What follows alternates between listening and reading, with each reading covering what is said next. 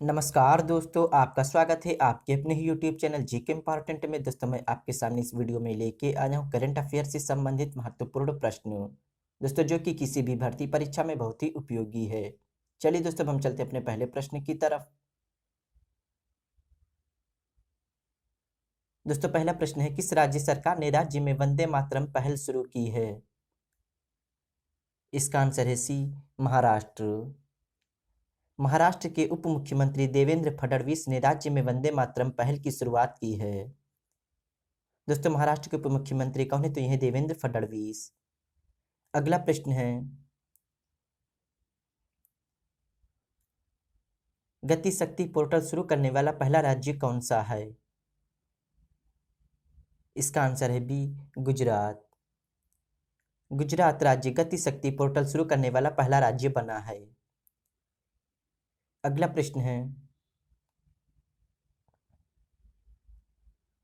किस संस्थान ने दक्ष नाम से एक नई सुपरटेक पहल शुरू की है? इसका आंसर है बी, भारतीय रिजर्व बैंक। भारतीय रिजर्व बैंक आरबीआई के गवर्नर शक्तिकांत दास ने दक्ष नाम से एक नई सुपरटेक पहल शुरू की है। दोस्तों, आरबीआई के गवर्नर कौन है? तो ये हैं शक्तिकांत दास। अगला प्रश्न है,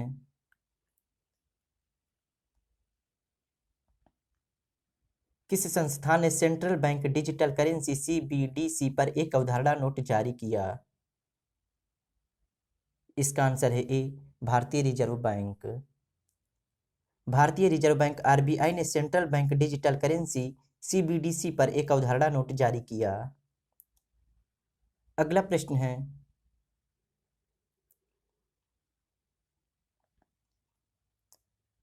bank of India mutual fund के सीईओ के रूप में किसे नियुक्त किया गया है? इसका आंसर है A, Mohit Bhatia. Bank of India investment managers private limited bank of India mutual fund के सीईओ के रूप में मोहित भाटिया की नियुक्ति को सार्वजनिक कर दिया गया है। अगला प्रश्न है,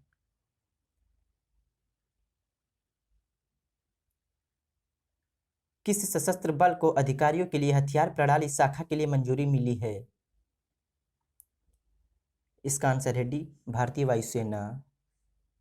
सरकार ने भारतीय वायुसेना में अधिकारियों के लिए एक हथियार प्रणाली शाखा के निर्माण को मंजूरी दे दी है। अगला प्रश्न है,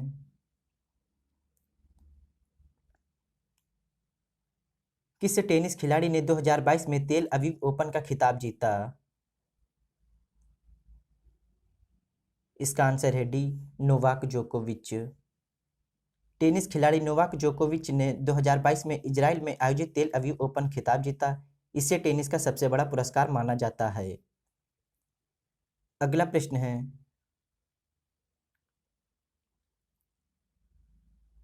साहित्य में नोबेल पुरस्कार 2022 किसने जीता है? इसका आंसर है बी, एनी एरनॉक्स। फ्रांसीसी लेखिका एनी एरनॉक्स को साहस और नैदानिक तीक्ष्णता के लिए साहित्य में नोबेल पुरस्कार 2022 से सम्मानित किया गया। अगला प्रश्न है,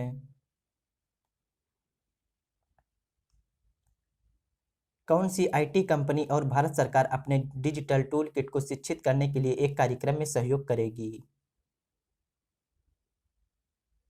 इसका आंसर है सी, माइक्रोसॉफ्ट। माइक्रोसॉफ्ट और भारत सरकार अपने डिजिटल टूल किट को लगभग 25 लाख सिविल सेवकों को सिखाने के लिए एक कार्यक्रम पर मिलकर काम करेंगे। अगला प्रश्न है,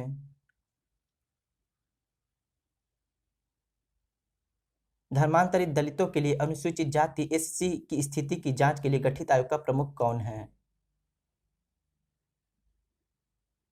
इसका आंसर है बी, जस्टिस के जी बालकृष्णन। 3 सदस्यीय आयोग के अध्यक्ष भारत के पूर्व मुख्य न्यायाधीश के जी बालकृष्णन हैं। आयोग को 2 साल में रिपोर्ट सौंपने को कहा गया है। अगला प्रश्न है,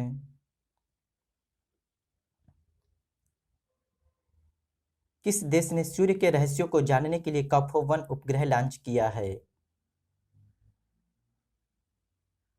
इसका आंसर है ए, चीन।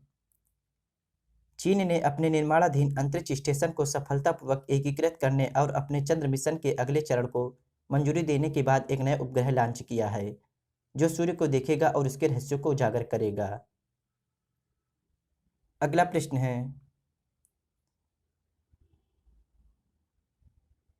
यूनेस्को द्वारा कितने प्रतिष्ठित भारतीय विरासत वस्त्र जारी किए गए हैं? इसका आंसर है बी, 50। यूनेस्को ने देश के 50 विशिष्ट और प्रतिष्ठित विरासत वस्त्र शिल्प की सूची जारी की। अगला प्रश्न है,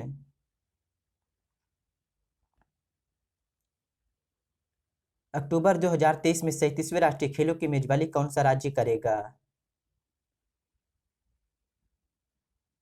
इसका आंसर है ए, गोवा।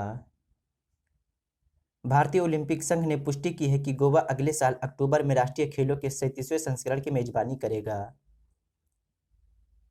अगला प्रश्न है,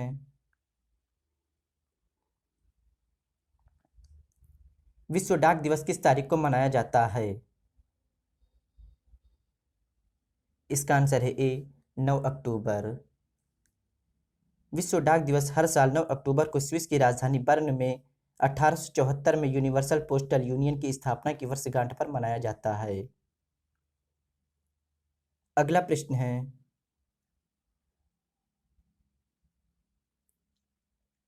अंतर्राष्ट्रीय बालिका दिवस 2022 कब मनाया गया है?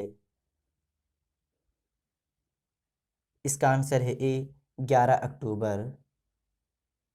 लड़कियों को समान अवसर प्रदान करने के महत्व के बारे में जागरूकता बढ़ाने के लिए हर साल 11 अक्टूबर को अंतर्राष्ट्रीय बालिका दिवस मनाया जाता है।